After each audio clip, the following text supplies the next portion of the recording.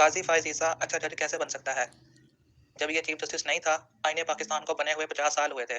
PDM की हुकूमत ने कौमी असेंबली में सबको बुलाया, कोई भी ना गया, ये अकेला गया। आप इसकी कैसे वज़ाहत करेंगे? वहाँ पे फिर उन्होंने जो कुछ तकरीरें वगैरह की, फिर जब इमरान खान की हुकूमत ने इसके ऊपर करप्शन का रेफरेंस दायर किया, इसकी और उसकी बेगम के खिलाफ, इसको किसने सपोर्ट किया? आप मुझे बता सकते हैं किसने सपोर्ट किया था इसको? फिर उसके बाद जब इसने हल्फ लिया चीफ जस्टिस का, तो फिर क्या नाम है, इसके साथ इसकी बेगम खड़ी हुई थी। उसकी क्या वजह हो सकती है? किसको पैगाम था वो? तो अगर इमरान खान के साथ दूसरा बीबी खड़ी हो, तो फिर कैसे लगेगा सब लोगों को? ठीक है। फिर उसके बाद 1 महीना पहले इन्होंने फैसला किया कि जी जो चोर और बददियानत है उसकी नाअहली यानी कि नवाज शरीफ, जहांगीर तरीन की नाअहली नज़रिया ज़रूरत वो क्या नाम है 5 साल के लिए होगा। और अब क्या नाम है ये दूध में महंगे डाल रहे हैं। अब इन्होंने पीटीआई का बदला ले लिया है। चोर के पास भी बहाने हैं, यानी कि बहाना नहीं यानी कि दलाइल हैं। तो अवामी नेशनल पार्टी क्या उसको नहीं कहा गया कि जी मतलब अपने इंट्रा पार्टी इलेक्शन है वो 10 मई तक करवाए जाएँ और उसको 20,000 जुर्माना किया गया। क्या आपको बाकी पार्टियों के इंट्रा पार्टी इलेक्शन नज़र नहीं आते? ठीक है, क्या कभी आपने उसके ऊपर बात की क्या?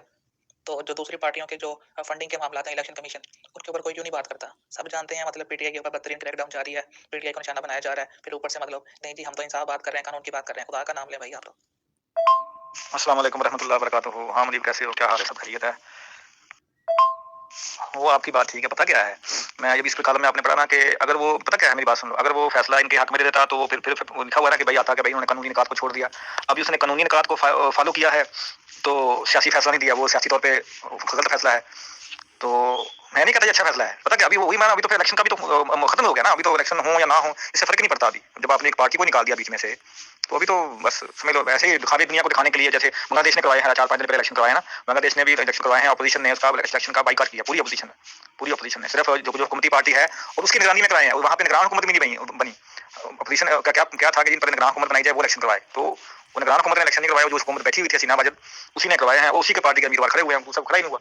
तो बात करने में सब ये, मैं नहीं पता, मैं आज भी अपनी जगह पे कायम हूँ। फैसले हर जल्द से गलतियां होती हैं, गलत फैसले होते हैं, मगर इसको चाहिए था कि उनको ये जो ना खेलने देते। ठीक है, आपने जो क्रैकडाउन कर लिया, उनको गिरफ्तार कर लिए, ये कर लिया, जेलों में डाल दिया, कर लिया, ठीक है, मगर ये कि उनको खेल से बाहर नहीं करना चाहिए था। ये बहुत गलत किया उन्होंने। खेलना चाहिए था। खेल के कोई फैसला होता तो फिर ठीक है जी। अभी दुनिया को क्या मुंह दिखाएंगे जी? वो आपकी वाली बात है, बस ढोंग बचा रहे हैं। बस अल्लाह रहम करे। वही वाली बात है, वो एक एंकर कह रहा था कि अभी पता नहीं 48 अरब रुपया खर्चा इस पे आना है इलेक्शन पे, 48 अरब रुपया। तो अगर आपने पहले डिसाइड कर ही लिया है कि आपने नवाज शरीफ को वज़ीर आज़म बनाना है, तो फिर पैसा खर्च करने का क्या फायदा? एक ऑर्डिनेंस ले आए, ऑर्डिनेंस जारी करके उसको वज़ीर आज़म बना दें, बस। अल्लाह खैर सल्ला। आज मैं बीबीसी पे पढ़ रहा था खबर। बीबीसी की खबर भी कुछ ऑथेंटिक होती है। तो वही जो उसकी न्यूज़ कास्ट थी ना, एंकर थी, जो भी नुमाइंदा थी, उसको कह रही है मैंने तीनों बड़ी पार्टियां थी, पीपल्स पार्टी और ये क्या नाम है इनका, नून लीग और पीटीआई से असद उमर से उसने करा। मैं उधर से असद उमर का इंटरव्यू किया, इसकी वजह से एहसन इकबाल का इंटरव्यू किया, नून लीग से और पीपल पार्टी से किसका इंटरव्यू किया।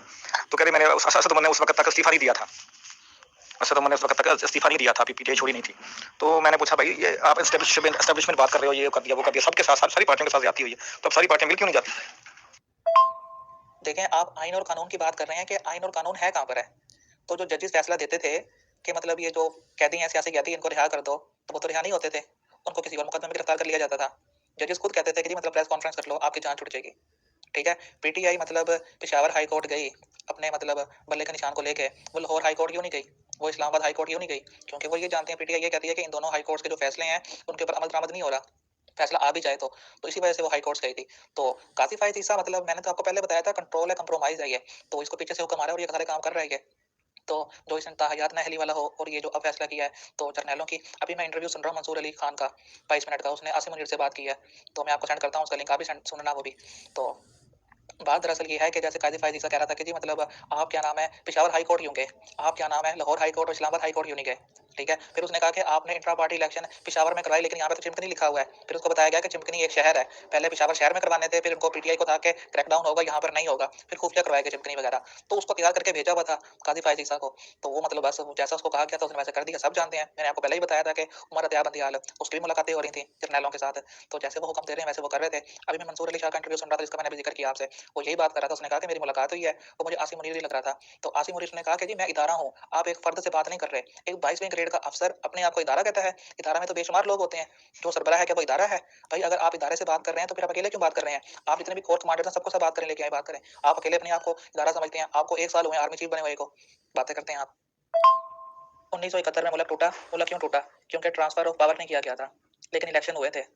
अब क्या है, अब इलेक्शन हो रहे हैं लेकिन ट्रांसफर ऑफ पावर नहीं किया जा रहा। जो असल चीज़ है, असल चीज़ तो यही होती है कि ट्रांसफर ऑफ पावर। ठीक है?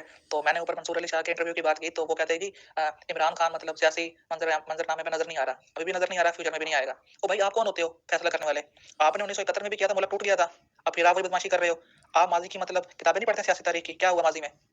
आप बदनाम हो गए, आपकी कोई इज़्ज़त नहीं है। फिर वही बात है ना कि बदनाम नहीं होंगे तो क्या होगा? नाम नहीं होगा हमारा क्या? जो इलेक्शन करवाए जा रहे हैं, फिर वही नज़र आ रहा है कि जो यानी कि उल्लू बनाने के लिए अवाम को, और जो आईएमएफ की किस्तें वो लेने के लिए किए जा रहे हैं बस। ये जो मैंने लिंक भेजे हैं ना आपको, ये 22 मिनट की वीडियो है। ये मंसूर अली शाह की मुलाकात हुई थी 4-5 दिन पहले, वो बता रहा था। तो उसका वीडियो है, ये व्लॉग है। ये सुनिए, मैं भी सुन रहा हूँ। मंसूर अली शाह ने जो सबसे बड़ी और मज़ाक़ा खेज़ बात बताई ना, वो ये थी कि ना जो पीटीआई है, वो क्या नाम है, केपीके को महफूज़ कर रही है, मरकज़ और पंजाब उसका फ़ोकस नहीं है। नहीं बेटा, मैंने अभी तक ये वीडियो देखी नहीं है। मैं ज़रा बाहर आया हुआ हूँ, घर में नहीं हूँ, घर में जाके देखूँगा मैं तसल्ली से।